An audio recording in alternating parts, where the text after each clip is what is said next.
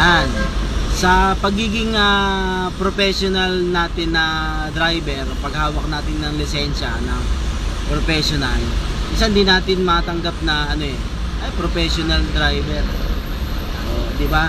Parang mahirap siya. Pero ano ba ang kahulugan para sa atin ng pagiging professional driver?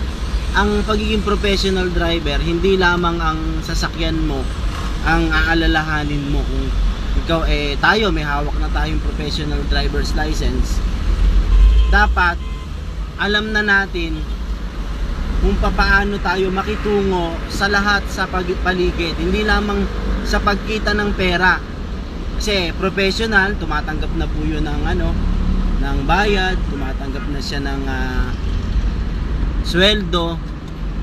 Yun ang pagiging professional driver. Pero ang isa sa mga kahulugan nito para sa akin po ay hindi lamang pagtanggap ng sweldo, kundi alalahanin mo na yung nasa paligid, pasahero, katabi sa kalsada, lahat ng dapat i-consider sa pagmamaneho. Yun po ang pagiging professional driver. So sana nakatulong sa inyo, at di man natin tanggap minsan professional driver, pero yun po, at pag ginagawa natin yon, tuloy-tuloy lang ang ating pagmamaneho.